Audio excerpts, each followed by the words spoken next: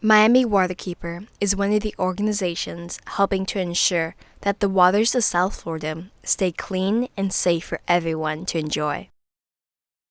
The person leading the small but mighty team of dedicated advocates for clean water at Miami Waterkeeper is Rachel Silverstein, Ph.D., whose tireless efforts have made her an environmental hero to those living in South Florida.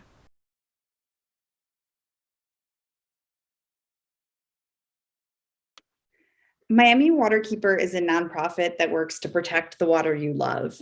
Our mission is to ensure swimmable, drinkable, and fishable water for all. We really feel that it's important because those are rights given to us by the Clean Water Act. So everyone actually has a right to water that's safe for swimming, drinking, and fishing.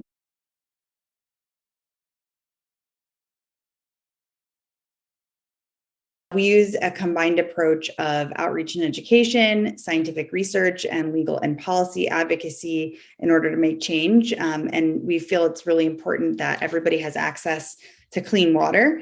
And especially here in South Florida, in Miami, it's our economy, it's our culture, and it's our environment. And so it's really what makes Miami what it is.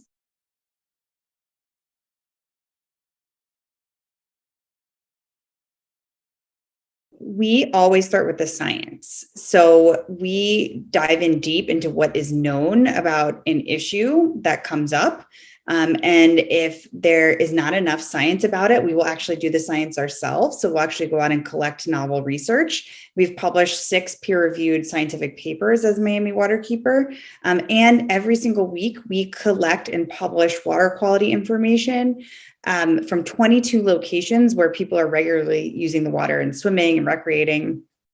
We actually have government contracts to do that too. And we put all the information on an app called Swim Guide. So before people go to the beach or go swimming or sailing or fishing, they can actually check the app and see how much bacteria is in the water before they go. And we really feel like people are more likely to advocate to protect their waterways if they understand what issues are challenging them and what the pollution loads are like. Once we have the science established, we then create policy goals, which are solutions to fixing pollution problems or habitat destruction issues or sea level rise challenges like flooding. And we come up with a series of policy goals, and then we create a strategy to implement those goals. So those might be things like we need a new law to cover an emerging issue.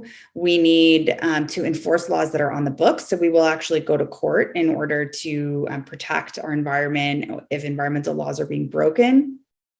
And then we also do, of course, outreach and education, which is a core part of the mission.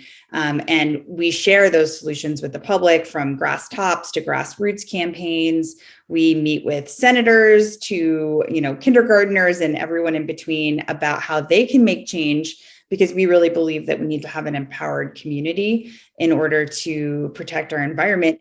So we sort of run the gamut, and we have found that the interdisciplinary approach to problem solving that includes science, outreach, and the policy aspect has been the most effective, we found, in making change the fastest on behalf of our waterways. And we've seen some significant water wins that have proven the method over the years.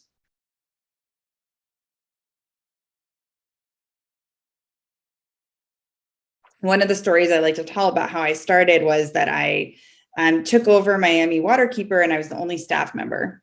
And I thought that I would just spend 6 months learning how to run a nonprofit and how this all works, and read a couple of books very calmly. And then on day 4, I got a call from the New York Times that corals are being killed in the Port of Miami dredging.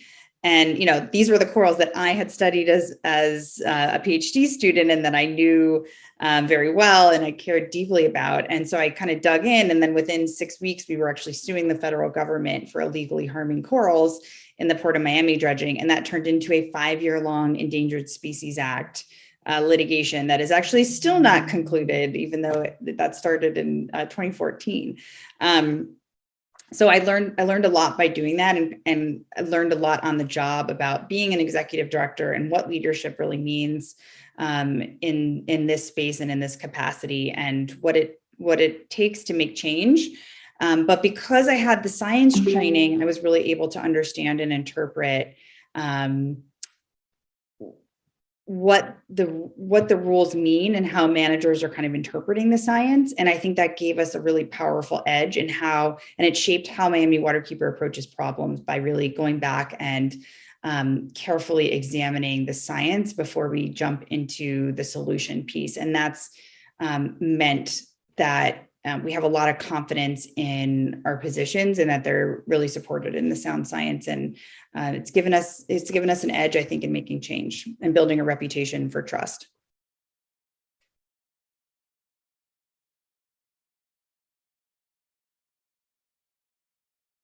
The Junior Ambassador program is one of Miami Waterkeeper's signature education programs, and it's focused on the high school age group. And half of the courses are in the classroom, learning about civics, public speaking, meeting elected officials, learning about our water quality and environmental issues in South Florida.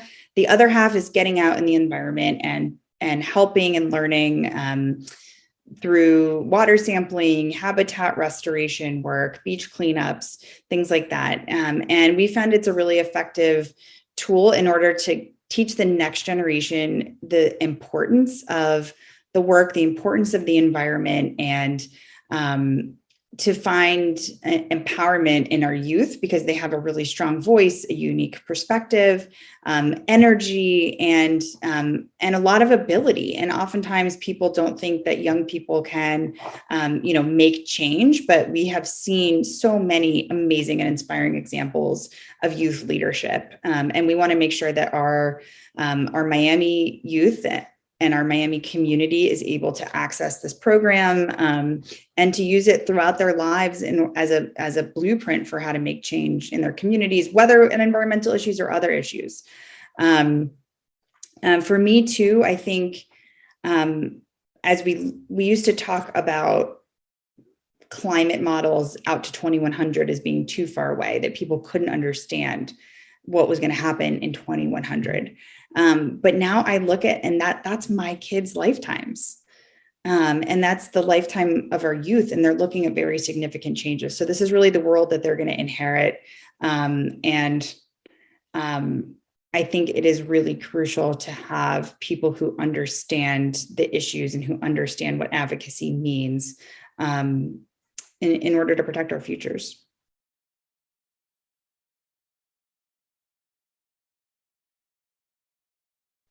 We focus primarily on issues of nutrient pollution, where we're looking at pollution issues affecting Biscayne Bay.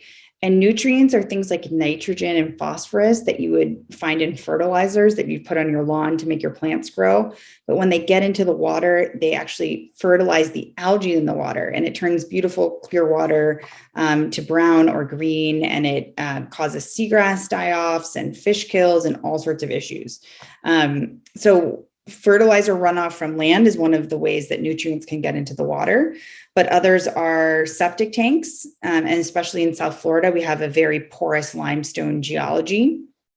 And that means that the septic tank effluent can get into the groundwater that gets into the surface water very easily. And it's one of the primary contamination sources. So we've got septic tanks, sewage leaks and spills, and also stormwater runoff. So any water that gets on the street that goes down the drain, it's basically untreated and ends up in our waterways, bringing with it, pet waste and debris and nutrients and chemicals and other kinds of pollutants. So we really focus on fertilizers, septic tanks, sewage leaks, and stormwater runoff in terms of nutrient pollution sources. The other future challenges that we look at are sea level rise. And sea level rise is affecting all of the other pollution sources. So it's affecting how our stormwater systems work, how our septic tanks function, how our sewage infrastructure functions, and how much runoff we're getting. And so some of the infrastructure we're already seeing breaking down today and not functioning properly. So it's not just about flooded streets, but it's also about what's underneath the streets that's also getting contaminated or breaking down. And we recently had a heavy rainfall event.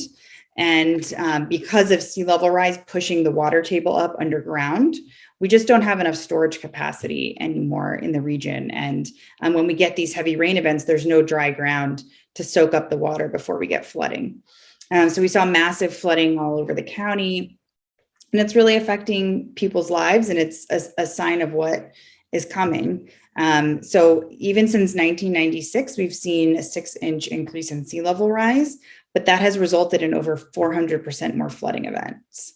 So you think 6 inches isn't very much, but in actual fact, because of our porous geology, because we have a very flat landscape in South Florida, and almost everything's almost at sea level, we're very, very vulnerable to even small increases in sea level rise. And that's what makes us the most vulnerable city in the world. We're having the most resources at risk to sea level rise.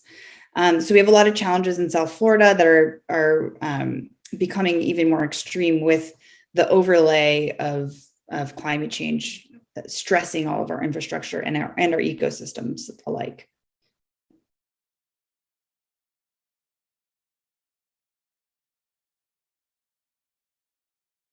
There are lots of ways people can get involved in protecting our waterways and our environment. If you are of high school age, definitely check out our Junior Ambassador program and learn how you can become an advocate. We have action alerts all the time where we try to make it really easy for people to make their voices heard, to communicate with their elected officials. We like to say not only should you know who all of your elected officials are, but they should know who you are as well.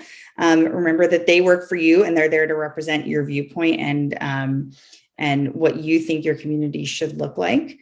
And that's how our system works. So we like to train people how to do that, how to get involved, how to be civically engaged. And it's really crucial to have a community that's involved in these issues in order for them to work, in order for government to work as well, and to have the environment protected. Other ways people can get involved: if you see pollution, report it to us. How do you know what pollution looks like? Well, we have a 1-hour free online training course called 1,000 Eyes on the Water that you can take, and it will teach you how to observe, document, and report pollution events that you might see going about your daily life. And that's a really great way to help keep the water clean. We're a small team and we need everybody alert and aware if things are becoming issues so we can get them taken care of really quickly. For example, this weekend we had 5 reports of thankfully a localized fish kill in northern Biscayne Bay. So we need those reports really quickly so we can get scientists out sampling, get the agencies aware and inspecting and making sure that we're fixing any problems that come up.